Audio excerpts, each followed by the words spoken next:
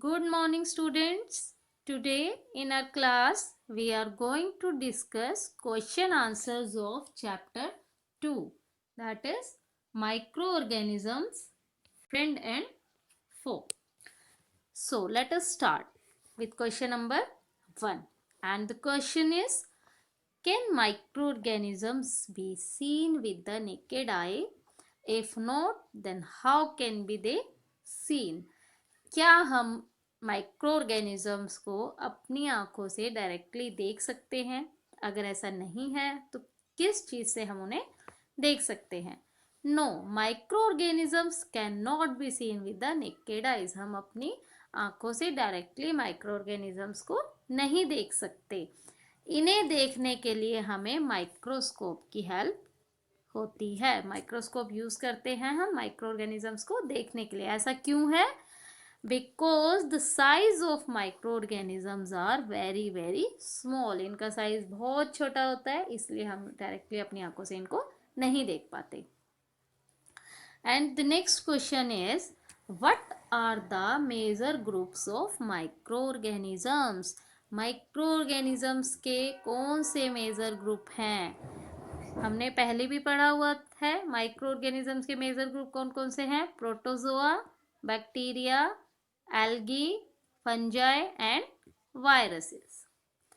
Third question is, name the microorganism which can fix atmospheric nitrogen in the soil. वह कौन सा micro organism है जो atmospheric nitrogen को सोयल में फिक्स करता है? हम कई बार पढ़ चुके हैं अपने चैप्टर में भी.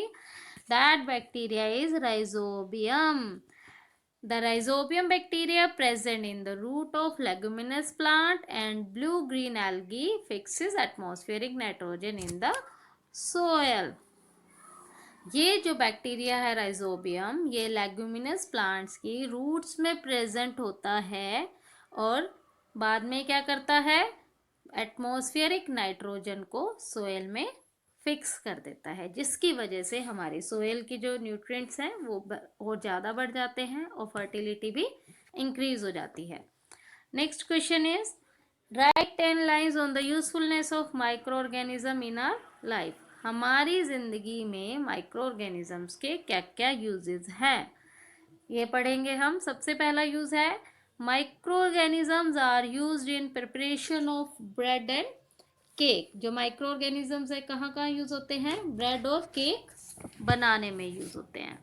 दूसरा है, micro organisms are used in cleaning up of the environment. Environment को क्लीन करने में भी ये बहुत ज़्यादा महत्वपूर्ण होते हैं.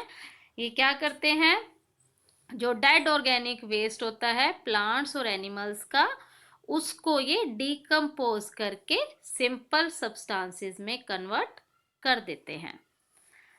उसके बाद नेक्स्ट है, in agriculture they are use to increase the fertility of soil. Agriculture में ये सोयल की फर्टिलिटी इंक्रीज करने में भी हेल्प करते हैं. ये सब हम ऑलरेडी पहले पढ़ चुके हैं.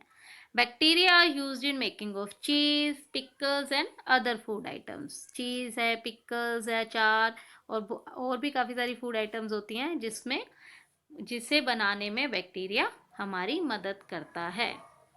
एक और है, yeast are used in commercial production of alcohol and wines. ये हम पहले भी कर चुके हैं, हमारे कई बार फिलिप्स में भी आ चुका है. जो ईस्ट है वो किस में हेल्प करता है?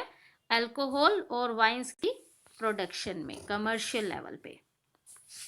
6th point is, micro organisms help in fixing of nitrogen in the soil. जो अभी हमने पढ़ा था, कौन सा बैक्टीरिया था? राइजोबियम बैक्टीरिया, जो नाइट्रोजन को सोयल में फिक्स करने में भी हेल्प करता है. उसके अलावा there are also used in medicine like penicillin, streptomycin and erythromycin are common known antibiotics which are made from bacteria and fungi. इसके अलावा ये मेडिसिन बनाने में भी काम करता है और एंटीबायोटिक्स भी, जैसे स्ट्रेप्टोमाइसिन है और इरेथ्रोमाइसिन है, उनको बनाने में भी हेल्पफुल होता है. और ये कौन हेल्प करता है? कौन सा micro organism? Bacteria and fungi. Some micro organisms are use to control plant diseases. काफ़ी सारे माइक्रो ऑर्गेनिजम्स ऐसे भी होते हैं जो प्लांट्स की डिजीजेस को कंट्रोल करने में भी हेल्प करते हैं. Vaccines on a large scale are made from micro organism. जो वैक्सीन्स होती हैं बहुत बड़े लार्ज स्केल पे जब हम उन्हें बनाते हैं तो वो भी माइक्रो ऑर्गेनिजम्स की हेल्प से बनती हैं। Next question is right a short paragraph on the harms cause by micro organism. अब भी हमने पिछले क्वेश्चन में पढ़ा था कि यूजफुलनेस कहाँ कहाँ यूज होते हैं, हमारे किस किस काम आते हैं। इस क्वेश्चन में हम पढ़ेंगे कि वो कैसे हमें नुकसान पहुंचाते हैं, उनके क्या हार्मफुल इफेक्ट्स हैं। Microorganisms are harmful in many ways. Some of the microorganisms cause diseases. Causing microorganisms are called pathogens. Microorganisms हमें काफ़ी वेज में हार्मफुल भी होते हैं हमारे लिए।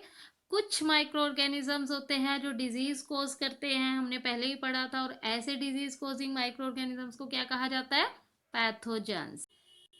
And these diseases can spread from infected person to a healthy person। और ये diseases एक infected person जिसको ऑलरेडी वो डिजीज है उससे एक हेल्दी पर्सन में भी ट्रांसफर हो सकती हैं through air, water, food and physical contact. Air, water, food या फिजिकल कांटेक्ट के through. Some microorganisms spoil our food, clothes and leather also। कुछ microorganism हमारा खाना, कपड़े, लेदर भी खराब कर देते हैं। In humans, some diseases caused by microorganisms are tuberculosis, measles, polio, chickenpox, cholera, typhoid and malaria etc। हमारे ह्यूमन में, हम ह्यूमंस में कुछ माइक्रो ऑर्गेनिज्म कॉज डिजीज है, जैसे कि ट्यूबरक्लोसिस है, measles, polio, chicken pox, cholera, typhoid और malaria etcetera. Next question is what are antibiotic, what precaution must be taken while taking antibiotic. Antibiotics होता क्या है और उनको लेने के दौरान जब हम उनको ले रहे हैं तो कौन सी प्रिकॉशन हमें बरतनी चाहिए। Antibiotics are the medicines which kill and stop the growth of the disease causing microorganisms। Antibiotics वो मेडिसिन हैं जो डिजीज कॉजिंग माइक्रो ऑर्गेनिजम्स की ग्रोथ को रोक देती हैं, इवन उन्हें किल भी कर देती हैं। While taking antibiotic, it must be noted that we should not have any allergy or infection from fungi और बैक्टीरिया। हम जब एंटीबायोटिक ले रहे हैं उससे पहले हमें एक चीज़ ध्यान में रखनी है कि हमें फंजाई या बैक्टीरिया से कोई भी एलर्जी या इन्फेक्शन ना हो। That is used as a component in the given antibiotics. ऐसा इसलिए है क्योंकि हम जो एंटीबायोटिक्स ले रहे हैं उसका जो मेन कंपोनेंट होता है वो यही होते हैं। I hope you will understand this. Students, learn chapter 2 and we will discuss exercise and question answers of chapter 3 in our next class. Okay students, till then stay home, stay safe.